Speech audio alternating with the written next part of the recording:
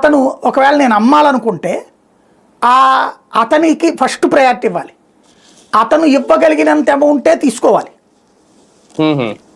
కాదు అనుకుంటే ఆర్బిట్రేషన్కి వెళ్ళాలి మధ్యవర్తిని పెట్టుకుని. అంటే 25 లక్షల రూపాయల పొలాన్ని అతను 10 లక్షలు ఇవ్వగలనంటే, అది కూడా దశల వారీగా ఇవ్వగలనంటే దాన్నే తీసుకోవాలి.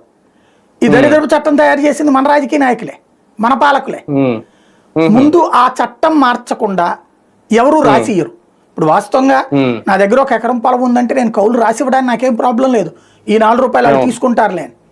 కానీ ఎందుకు ఇవ్వరంటే చట్టబద్ధమైన హక్కులు కౌలు రైతుకి ఎక్కువ ఇచ్చారు, రైతు కంటే కూడా. కౌలు రైతు చట్టం మార్చాలి నువ్వు, అప్పుడు ప్రాబ్లం ఉండదు. కానీ ఈ చట్టం మార్పు ఒక రాష్ట్రం చేతిలో ఉందా? వీళ్ళు చట్టం చేస్తే మళ్ళీ కేంద్రం అప్రూవ్ చేయాలి, దేశవ్యాప్తంగా అమలవ్వాలి.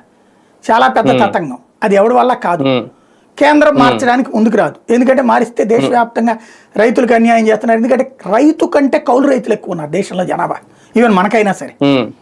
ఇప్పుడు రైతులు మొత్తం మీద ఒక 10 లక్షల మంది ఉన్నారనుకోండి, కౌలు రైతులు 1 కోటి మంది ఉంటారు. ఒక 10 ఎకరాలు ఉందంటే 1 ఎకరం ఒకళ్ళు, ఇంకొక ఎకరం ఇంకొకళ్ళు అట్ట చేసుకుంటారు. ఒక రైతు అయితే ఒకళ్ళే ఉంటారు 10 ఎకరాలకి. ఇట్లాంటి సిచ్యువేషన్లో కౌలు రైతుల్లో అందులో రైతు కూలీలు ఎక్కువ కౌలు రైతుల్లో. కాబట్టి రైతు కూలీల ఓట్లు ఎక్కువ ఉంటాయి రైతు కంటే కూడా. అందుకని మీకు ఉపాధి హామీ పథకాన్ని ఎవడూ రద్దు చేయడు.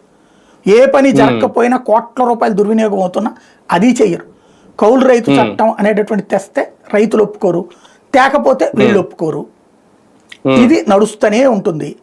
కాబట్టి ఇవన్నీ ఆ కార్డు ఇవన్నీ పై స్టేట్మెంట్లు ఇస్తారు. ఇప్పుడు ఒక 10 లక్షల మంది ఉన్నారంటే అందులో 30,000 50,000 లక్ష ఇస్తే గ్రేట్, 10% కౌలు కార్డులు ఇస్తే అది ఒప్పుకునేటటువంటి వాళ్ళకి, మిగతా వాళ్ళకి రాదు.